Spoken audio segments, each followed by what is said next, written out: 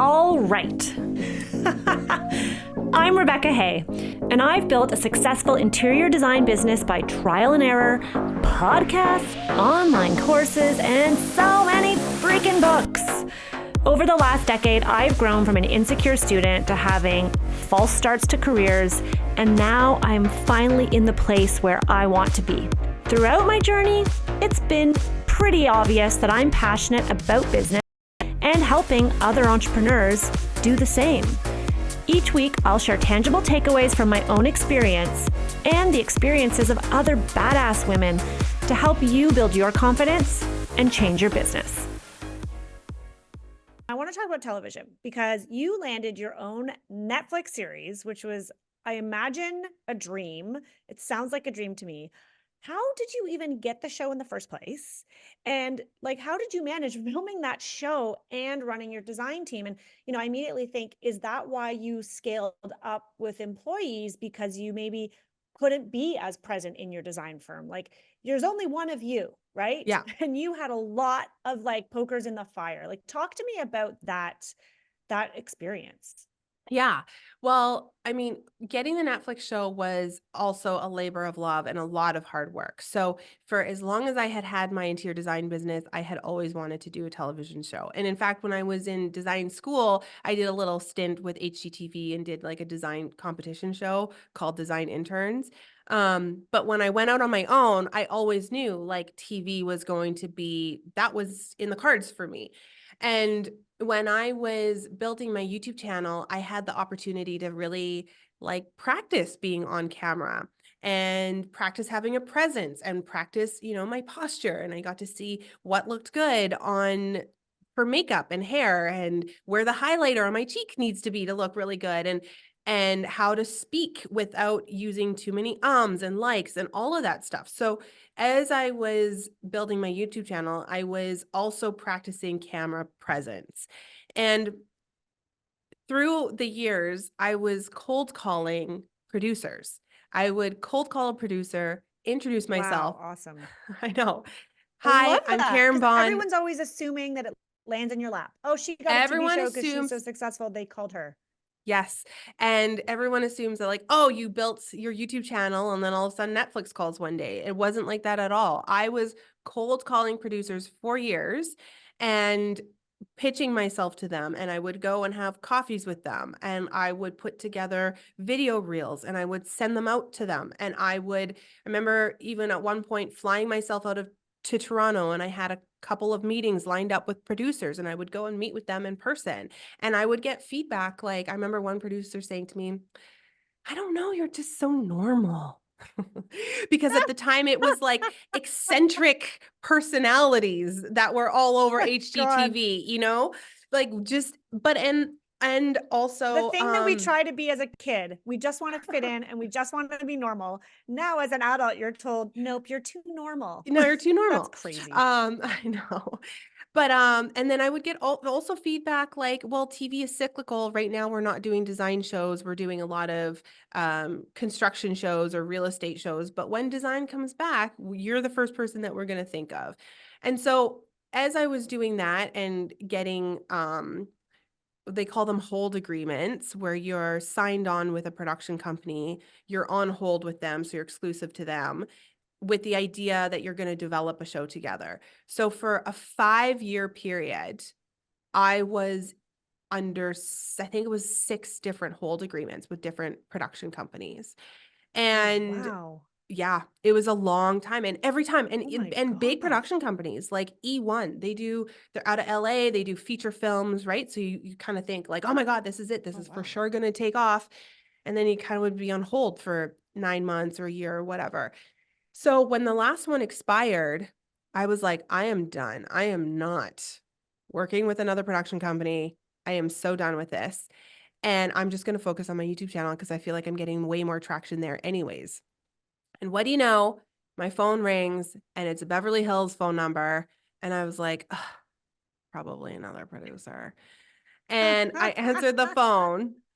Sure enough. And she's like, oh, I got connected to you through this one casting agent and we're looking for a design host. and it's a travel show. I'm not supposed to tell you where it's going, but I'll just tell you because we don't have a lot of time. It's going to Netflix. Are you in? And I was kind of like, "Ugh, Oh my I don't gosh. know, send me some more info." That's literally Right, how because I you're like, I've responded. been down this I was path like, I have been before. down this road before. So she does. She sends me the deck. And that night I was doing dinner with my family and told them about it. And they were like, this is Netflix. Are you kidding? When I slept on it, I was like, wait a second. This has already been greenlit. They already have the other two Yeah. hosts, the restaurateur and the chef.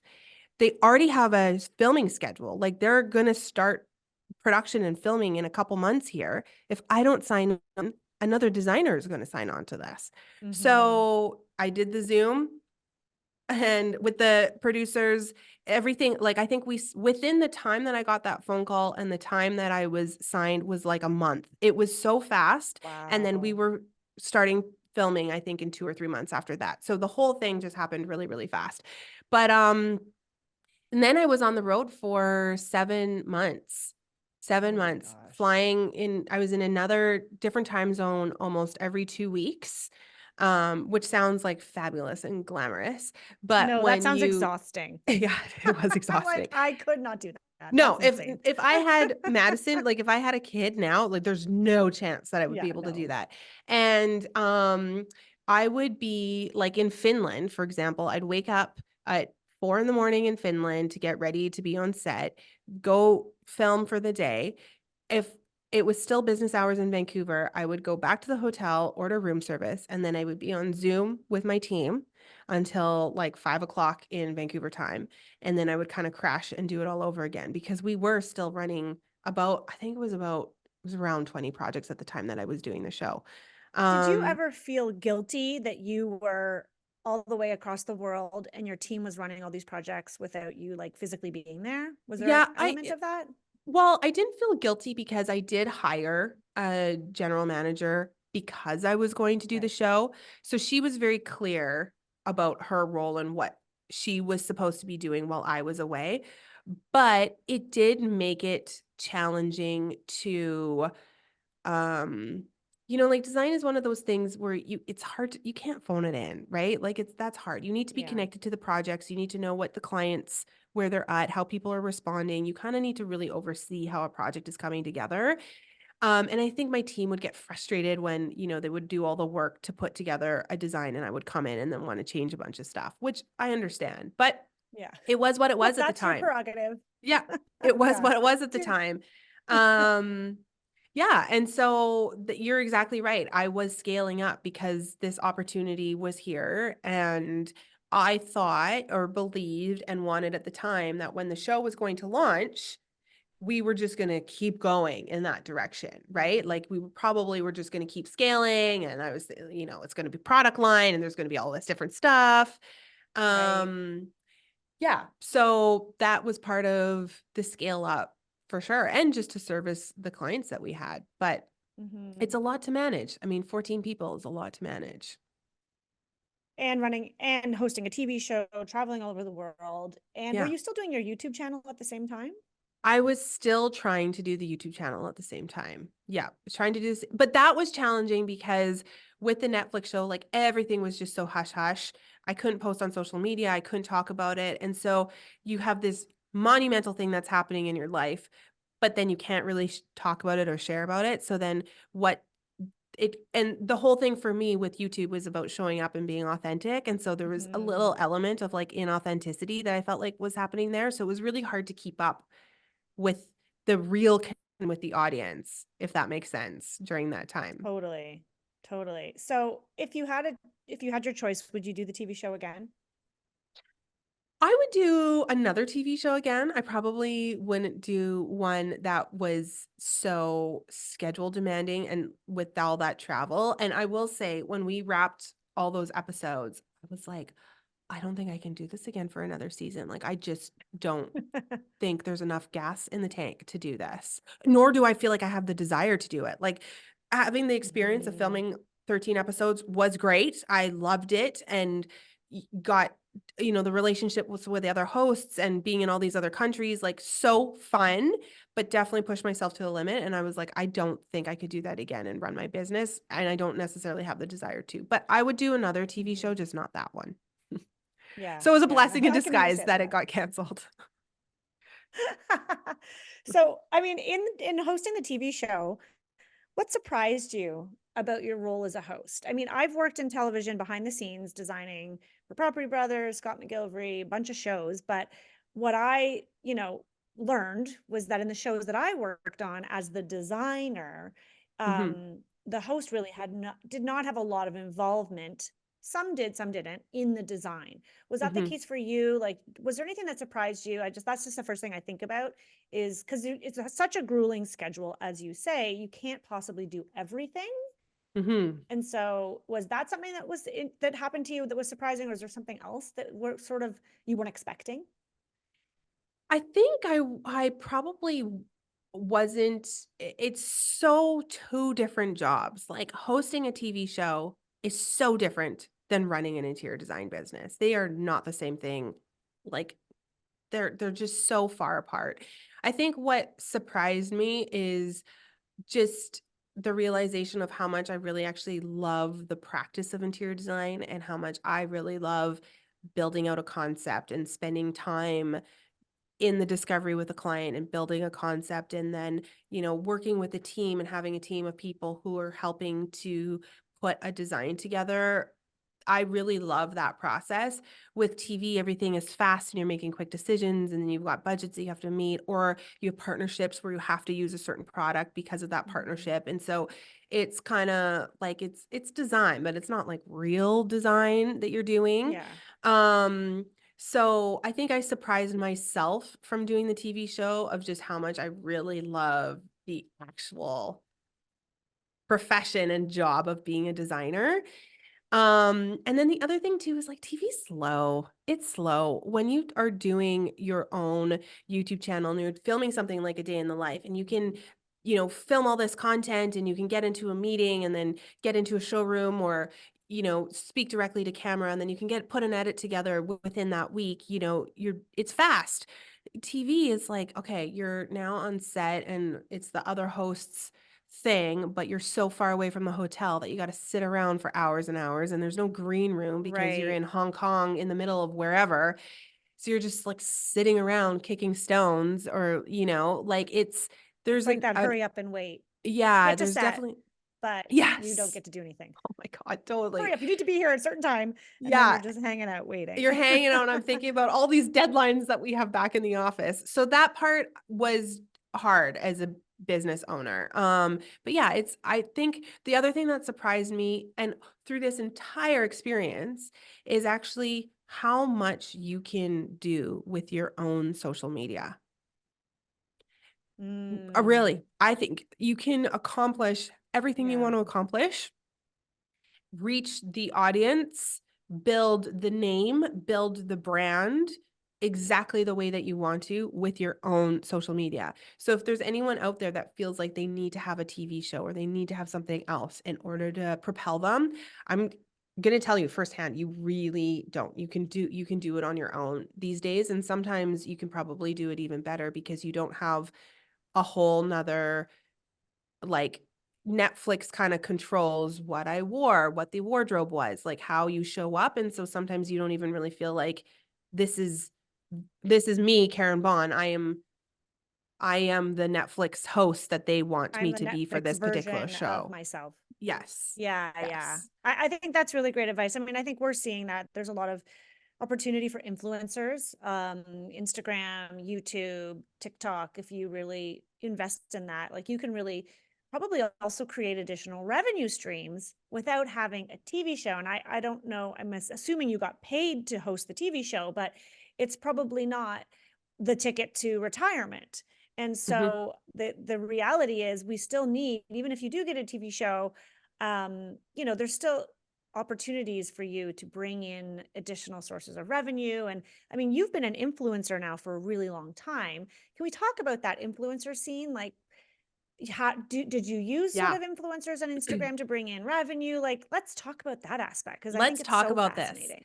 I know. Let's talk about this. And also because I think I was listening, I can't remember who you were interviewing, but I did listen to one of your podcasts when you were talking about, do you need to have multiple revenue streams as an interior designer? Is that to your benefit? Or is just doing and I say just, but is just doing interior design enough? I think from my experience, being an influencer and doing an interior running an interior design studio is very, very challenging. The thing is with being an influencer now, depending on what kind of partnerships that you're taking on, it's can be very distracting from your interior design business from just a time Yeah. commitment, right? And even a small thing like maybe putting together a YouTube video. I mean, even if you're building out a fee that you think could be like quite lucrative for this like media piece, by the time you hire whoever is going to film it and edit it, and you've got your own wardrobe, and then the time away from your business, and oh, this 1 day shoot now turned into a 2 day shoot, and now this edit that you're going to have done in a week takes 3 weeks. By the time you're done all of that, and then the back and forth with whoever the partner is, was it actually as lucrative as just being in your business and Yeah. potentially like doing real business development in your business? I kind of question that, and have been in that position where I think sometimes just having a focus and being really Yeah. dedicated to that focus. And we were talking about this at the beginning of the podcast, showing up day in and day out and doing the things that are really mundane and tedious and that seem really boring.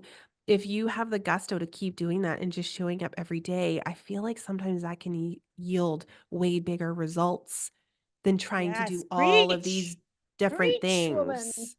I Mhm. love that you said that. And I think that means a lot because, like, oh, I get designers asking me all the time. It's like inside my designer's room, hey, Rebecca, like, can you do a training on affiliate programs? Can we talk about, that like to know, like, how do I get people to click and like make money with an Amazon affiliate? And I'm like, hold your horses. Totally. It's not what you think. And it could be a full-time job. And I often say to designers, and this is obviously not from my own experience, but what I've seen is you see people who are influencers. That is their primary job. Like Chris Yes. Loves Julia. How did that start? She didn't Mhm. have a design business. She was Mhm. an influencer, amazing at what she's done and what she's Mhm. grown. But that can become a full-time job. To do that at that level, to do it so well and to bring in revenue, there is no freaking way in hell that you are also managing an interior design business unless you No. have the team there. And even then, as we're seeing, it's not as easy and cut and dry as you think. For Mhm. me, I've done little itty bitty influencer things where we've done a lot of product. Like, you give me product in exchange, I'll give you my photos, I will pitch it to magazines, I'll do so many Instagram posts, I'll do a YouTube.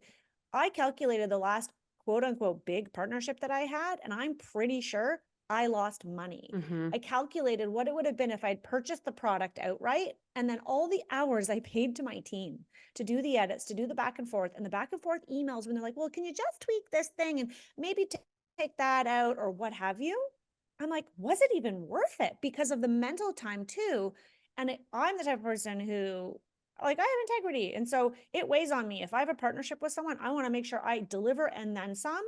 And I know there are some influencers out there who don't fulfill their end of the deal because my husband has a marketing agency, works with big brands, and he can tell me this person didn't fulfill it. This person didn't fulfill it. And I was like, are you kidding me? Like, I can't Yeah. even imagine.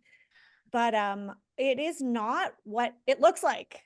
It's not what it looks like. It's not what it looks like. And you're so right about that. Like it is a full-time job to be an influencer. It's a full-time job. managing the partnerships, managing the production team, getting those brand deals, upkeeping the image, quote unquote, or your feed, or the amount of content that you need to be producing in order to have that be a viable business where you're getting paid and you're getting paid enough that you can live off that and potentially have a team of people, or even just someone assisting. Like, it is definitely a full-time job. And the thing that I think it looks really good on Instagram, or people are like, wow, right? There's that it's like shiny, but not all that glitters is gold.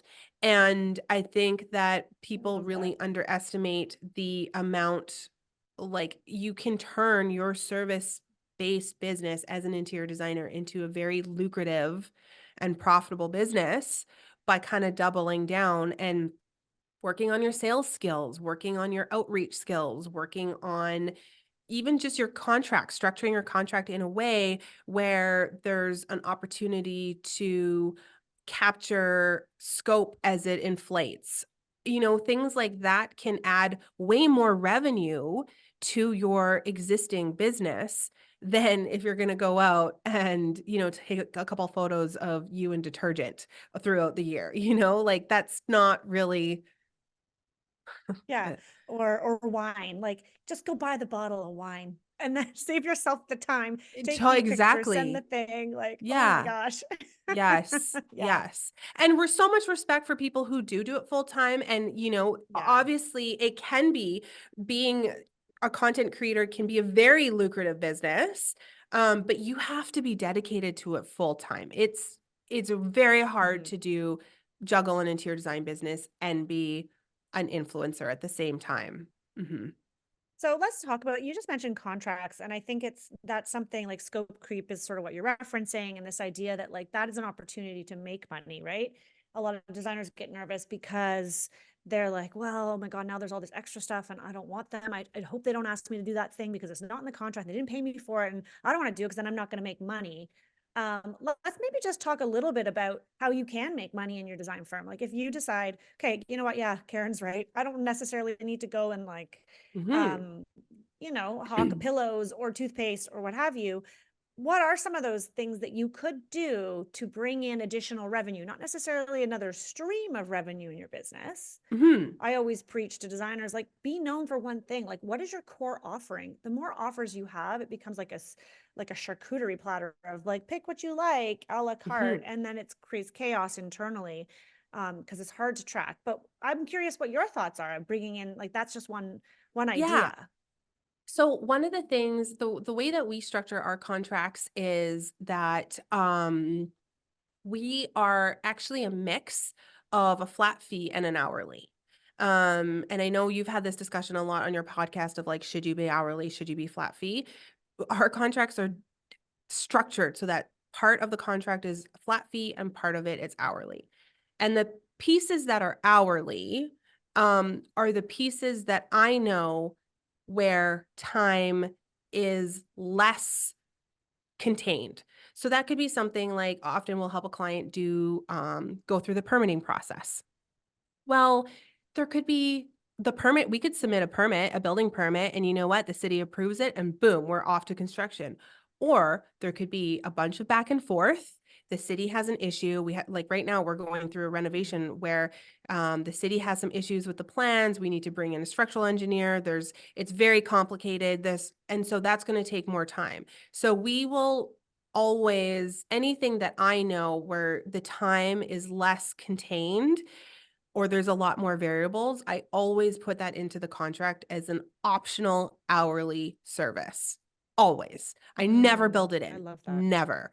Another example of something like that would be, like I mentioned, we work with a lot of developers and do multifamily projects, and often we're asked to coordinate with their marketing or branding team on a bunch of their like collateral. That could be anything from their marketing boards to how the graphics are going to be installed. And again, that's time that we just can't measure up front because we don't know who their marketing team is. We've never worked with them before. It's just there's too many variables. So that's something that we will also put in the contract as an optional hourly service.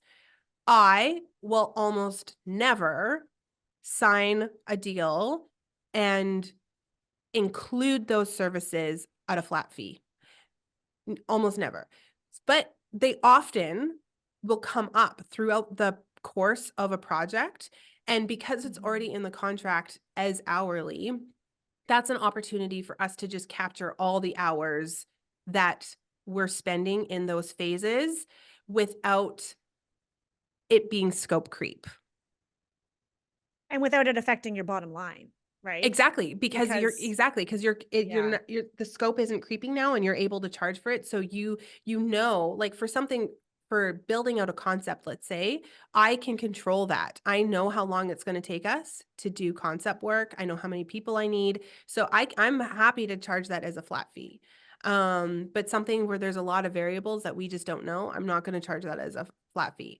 And then I just never have to worry about scope creep because we have enough provisions in the contract and we're able to like itemize all that stuff too. And for someone maybe who's newer at contract writing, kind of have to write down all the things that you're doing for a client and really separate these different phases. And if you're finding in your business that there's just one area that you just keep giving more and giving more and giving more and you're not charging for it, that's probably a clue that that needs to be like an optional service, or you need to separate out the fee for that in your contract.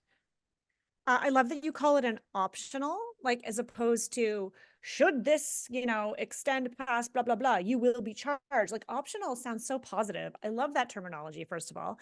But then Yeah. second of all, what do you do when in that situation? Like, is there a process for letting the client know, like, oops, yep, this is part of our optional hourly offering. You will now be billed. You Yes. collect a retainer. Like that's, I think, what designers get nervous about, because in theory, yeah, that makes sense. Out of Yes. scope is captured this way. It's optional as you call it. But then how do you then communicate that to your client so you're not surprising them? Yeah. Well, we use what we call work authorizations, or some people call them work orders. It's really just like an addendum to the contract. And so we always, if we're going to enter into an optional service, like all of a sudden, okay, they're ready to go ahead with all this branding and they want us to coordinate with their branding people. Great. We'll send you a work authorization for that. And then we will, we'll write it up as it's like a one pager that we write up and we get the client to sign off on it. I love the practice of having our clients sign off on all of the fees before we do the work. I don't like any surprise billing or surprise invoicing. It's so much harder to speak to your services after you've done the work. And often a client can feel really pigeonholed, like, oh, well, had I known If I'd that known, had I yeah. known that I was going to be paying extra for this, I wouldn't have asked you to do it, kind of thing, right?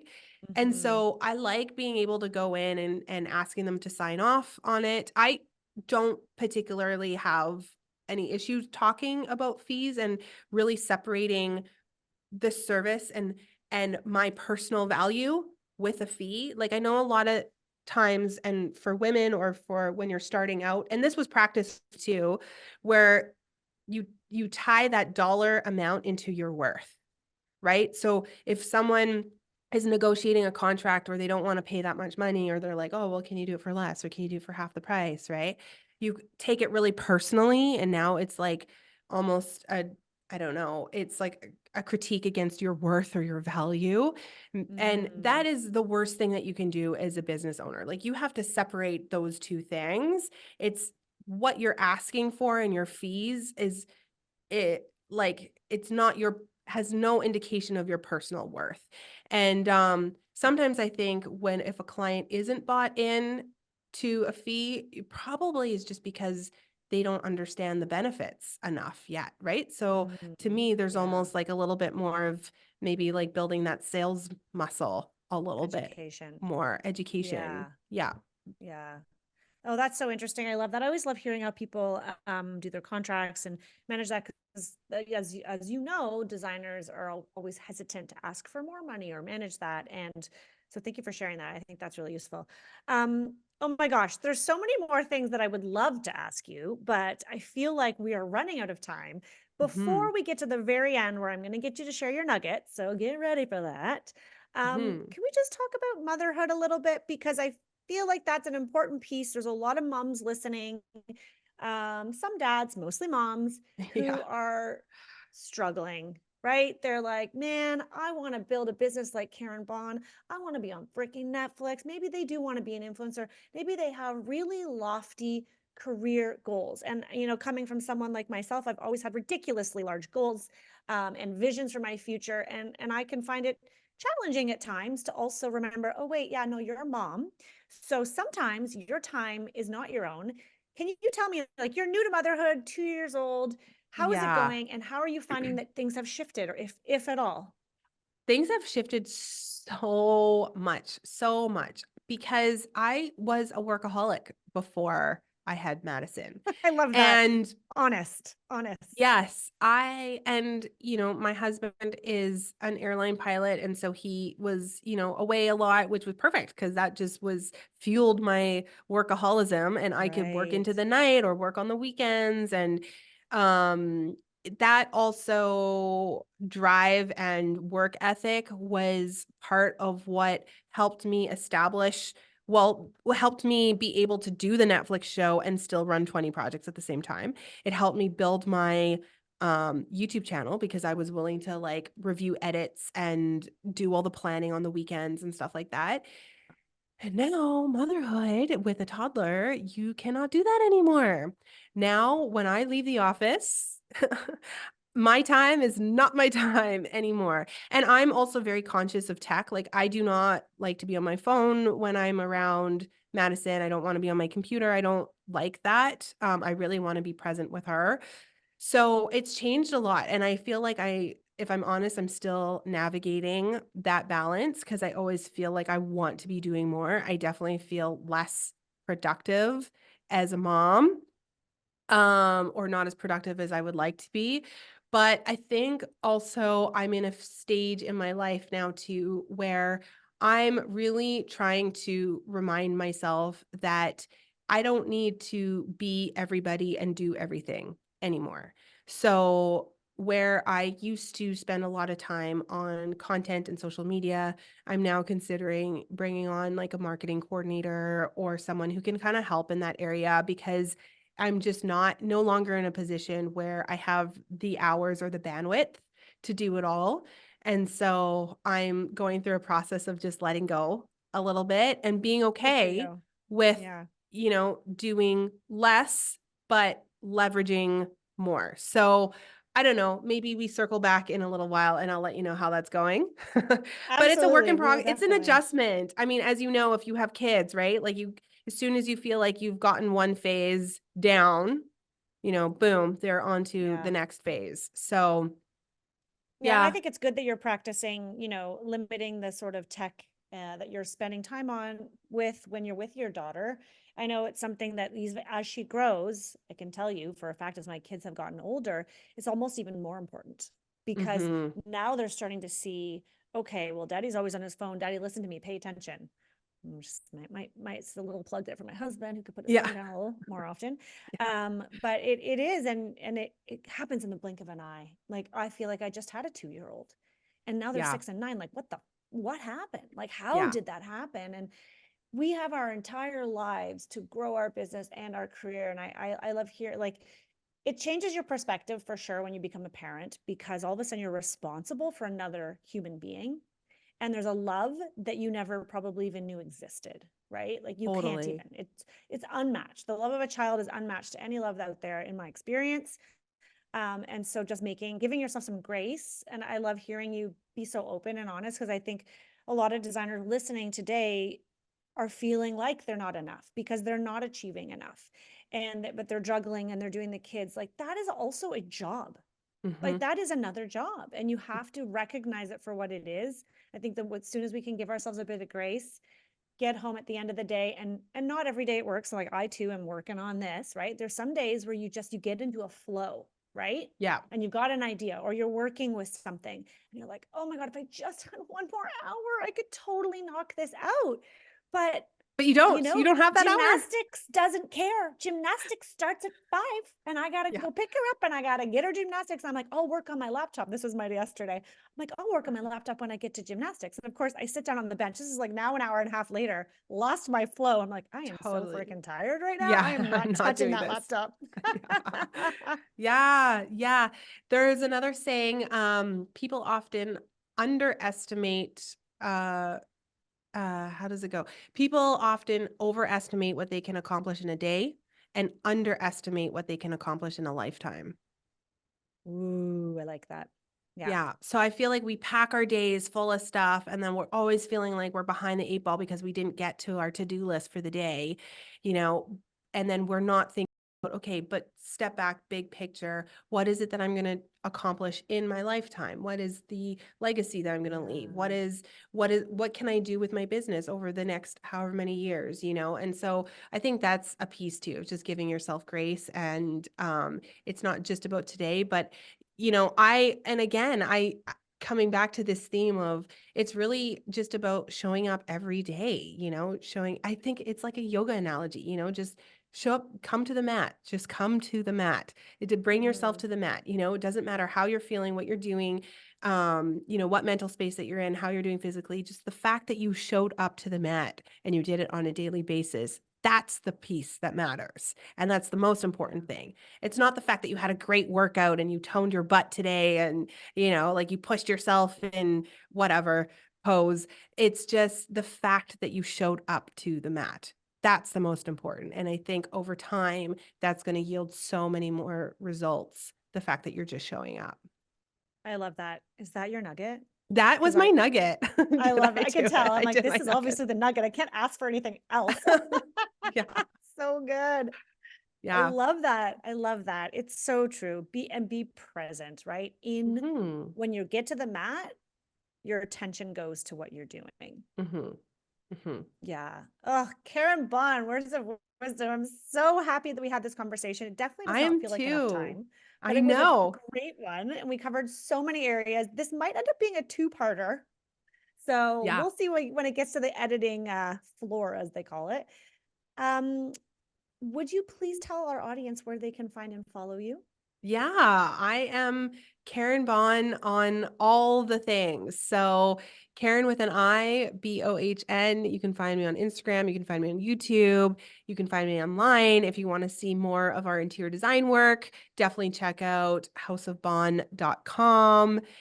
And I think that's it. I love it. Thank you so much for joining me today. We're going to have you back. Thanks for having me. Yeah, thanks for having me. Whew. Okay, guys. I still feel like, pinch me. Did I actually just get to have an in-depth conversation with one of my true inspirations, one of my, I want to say mentor, but like, I don't actually know her and she doesn't know me. But Karin, if you're listening, I feel like you've been a mentor to me all these years. I've loved watching your business grow and change. And I think what really resonates about what you do is that you have changed. You've tweaked, you've altered, and yes, you're still doing a lot of the same things, but the way you show up has shifted, and it feels real, it feels human. And I thank you very much for continuing to be that version of you that really has inspired so many of us, not just me. I really do hope we get to have you back and check in and see how things are going, because I know the future is going to be amazing for you. Thank you again, guys, for listening to this episode. I would love to know, what was your biggest takeaway? We talked about a lot of things, and if you listened to part 1 and part 2, then we talked about a lot of things. Let me know what was the biggest nugget that you took away.